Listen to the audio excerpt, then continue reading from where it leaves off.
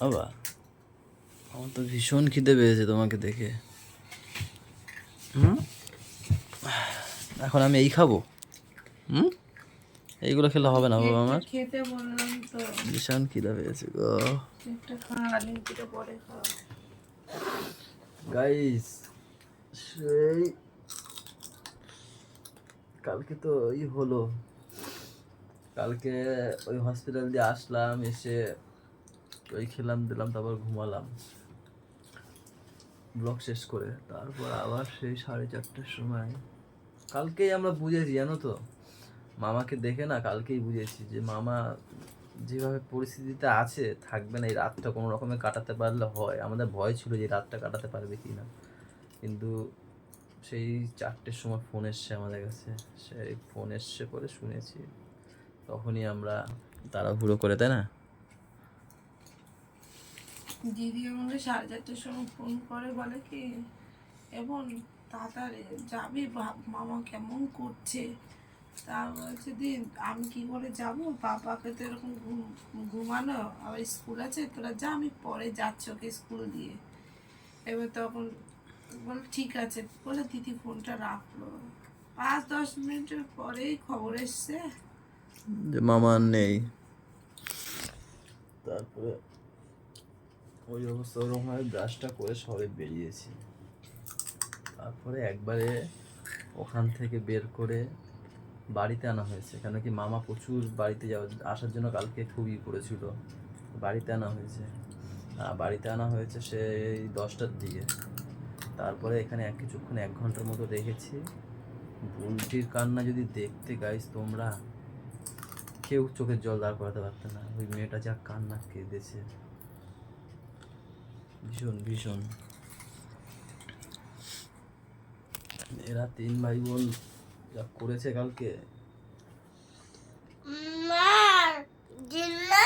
আর মিমি আর মা আর পদ্ম এখন এইসব দৌড়াদৌড়ির জন্য কালকে, এইসব দৌড়াদৌড়িতে আমার কালকে যে ব্লগটা করেছি সেই ভিডিওটা এখনো পর্যন্ত ছাড়িনি। ওখান থেকে এসে না সত্যি কোমর পা মানে না শুতে পারলে আর হচ্ছে না, মানে এত পরিমাণে বাথরুমে গেছি, গিয়ে যে বসেছি, এত ভালো লাগছে, মনে হচ্ছিল কেঁদে দেবো, মানে শরীর এরমভাবে ছেড়ে দিয়েছে, আর এত প্রচণ্ড ব্যথা করছে। তারপরে উঠেছি, ও আবার টাক দিয়েছে ও স্নানে যাবে, কোনো রকম স্নান টান করে এসে যে পড়লাম বিছনায়, এই এখন উঠলাম। এখন বাজে কটা, 7:20 রাত।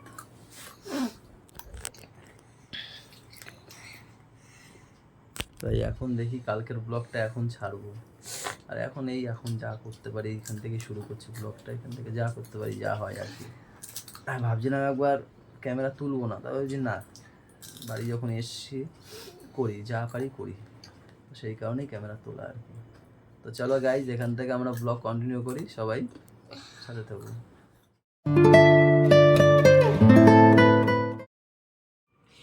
বাবা যদি ঠিক থাকতো বাবাই দৌড়াদৌড়ি করতো। আজকে বাবা মা মা বাবার বিয়ে হওয়ার আগে থেকে মামার সঙ্গে সম্পর্ক, বন্ধুত্বের সম্পর্ক।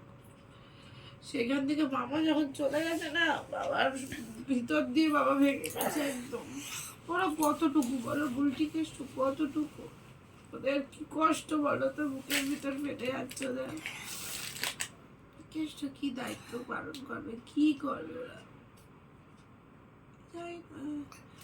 দিদির আগের দিন ফোনে সব বলছে, ভিডিও কলে বলছে দেবুদের বাড়ি যে লোক আছে তোরা আয়, দিদিরা দায়িত্ব দিচ্ছে তোদের বাড়িতে বসে বিয়ে দিবি, তোর বাবা দেবে। সব থেকে বড় কষ্টটা এইখানে, জানো তো। একটু মেয়েটার বিয়ে দেখে দিতে পারবো। আর তার উপর আর মেয়েটাও সারা জীবন কষ্ট পাবে যে আমার বিয়েটা বাবা দেখে যেতে পারলো না।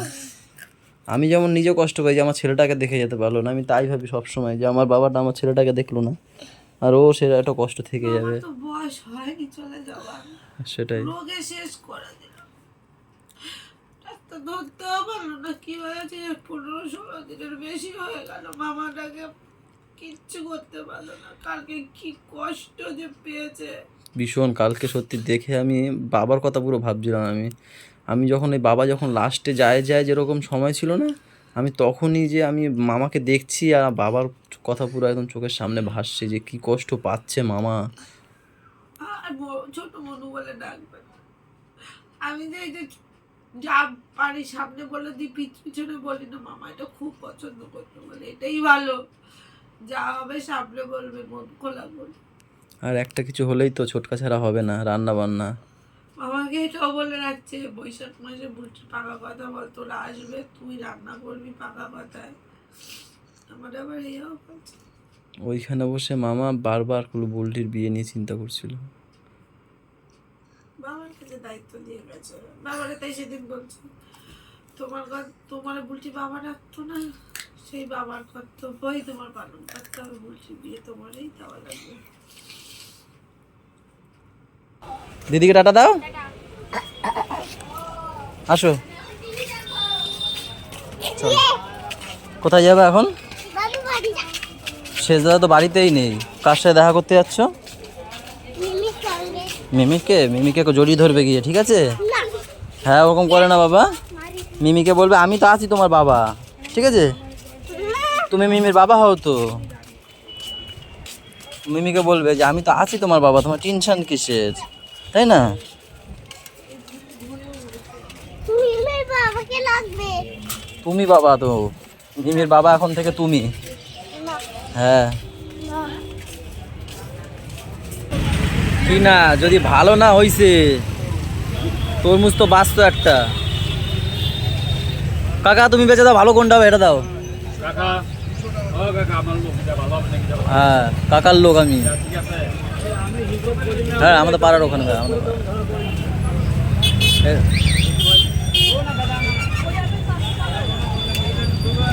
উইয়া পেলে নাও, ভালোটা নাও, লালটা।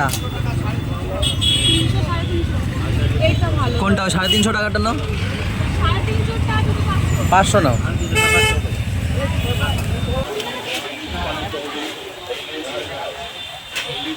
পালাও পালাও, বিশাল জোরে আসছে, পালাও পালাও। হয়ে গেছে তো?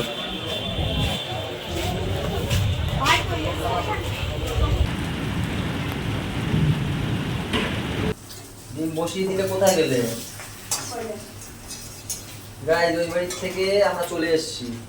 ওই একটু ফল টল নিয়ে গেছিলাম, বললি মামি এদেরকে দেখলাম, দেখা যায় না। মামি ছিল একটা বেশ থেকে আর একটা বেশে চলে আসছে না, দেখা যায় না, বলো তাকানো যায় না। মা পাপাকে এতবার দেখেছে, পাপা তো যায়নি কাছে, জানো, ভয় পাচ্ছিল মামিকে দেখে।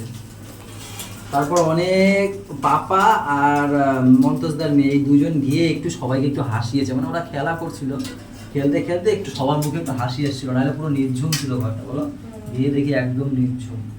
যাই হোক, এদিকে আবার আমার মা, এদিকে মাকে নিয়ে আবার কালকে আমি সকালবেলা যাবো ইউএসজি রিপোর্টটা করাতে, কেন কি মার আজকে প্রচুর পেটে ব্যথা করছে, প্রচুর। আজকে সকালে আমি যাব করে কনফার্ম হয়ে গেছিলো কালকে রাতে, কিন্তু হট করে দিক থেকে ফোন এসছে বলে আমি আর যেতে পারিনি, বুঝলে।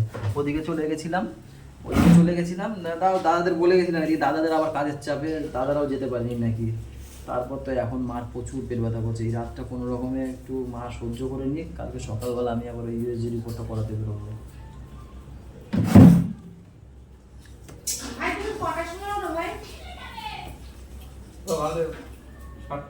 সাতটায় উঠিস তো? আমি 6:30টায় যাবো। হ্যাঁ, কোথায় যাবো ভাবছিল? স্কুলে। ওই সময় আর নাহলে ভাই, নাহলে এক কাজ করবা, তুমি ওটা কেটে, ওটা করে কি যে জানে ভাই? হ্যাঁ ভাইরে বলেছি, ও ওটা কেটে তুমি নিম ডাল, বুলটিদের নিম ডাল। বাড়িতে দেখে দিয়ে আসতে পারবা? হ্যাঁ, ওইটা একটু ওই যে আমি 6:30টায় বেরিয়ে যাবো। তিনটে ওই 4-5টা আমাদের ছাদে গাছ রয়েছে, নিম গাছ, 4-5টা কেটে দিয়ে আসবি। ওই সকালবেলা তো আর ব্রাশ করতে পারবে না, ওই দিয়ে একটু মাজবে। বাবা, তিনজনের কাছে 3টে ব্যাগ। তোমার কাছে কি ব্যাগ? Iron man. পাপার কাছে কি ব্যাগ? পাপার কাছে ওরে ওই হয় না আগেকার পাঠশালায় যেরকম যেত না, পাঠশালায় যারা পড়াতো না, তা সেরকম মনে হচ্ছে। আর তোমার কাছে কি ব্যাগ? কপাল। তুমি বাজারে যাচ্ছ, আর তুমি পড়াতে যাচ্ছ, আর তুমি পড়তে যাচ্ছ। বাচ্চারা, কালকে তোমাদের কি আছে? কে কি হবে একটু বলে দাও তো। আমার মা আমার রেজাল্ট আনতে যাবে। আমার বাবা রাখতে যাবে। আমার বাবা আছে, তুই কসু স্বপ্ন যাবে দেখ। কসু যাবে তুই স্বপ্ন স্বপ্ন দেখো দেখ। বাবা পাপা কালকে তুমি কি করবা কালকে রেজাল্টে কি করবা বোঝে। শোনো না আমরা জিজ্ঞেস করেছি দাঁড়া দাঁড়া দাঁড়া আমি আর নিতে পারছি না। ও কাকা ও বাদ্যিওয়ালা তো রেজাল্ট ভালো করলে থার গাড়ি কিনে দেবে। থার উড়ে বাবা থার চায় সেটা আমি খেলবো।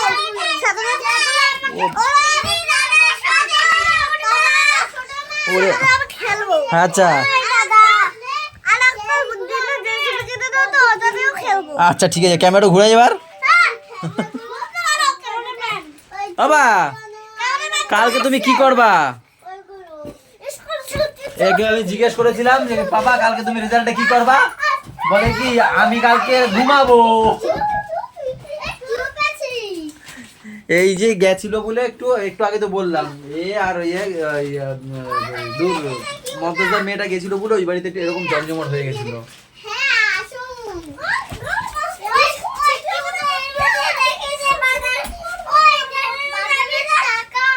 তাহলে আজকের ব্লগটা এখানে শেষ করে দিই নাকি হ্যাঁ সবাই ভালো থেকো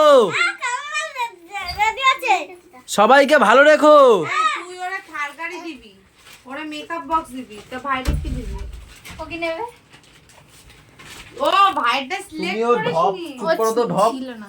সবাই সবাইকে ভালো রেখো সবাইকে ভালো রাখো। আমাদের সাথে থাকো চ্যানেলটার টাটা বাই বাই দেখা হচ্ছে কালকে সকালে গুড নাইট একবার একসাথে তিনজন হ্যাঁ তিনজন একসাথে যাবো আমার ছাড় গলাটা ছাড় আমি ওদিকে যাবো তো হ্যাঁ আমি তো আসবে না। ও তোমারটা আসবে না বাবা জানে কোনটা কি আসবে না নাও ঠিক রেডি রেডি ও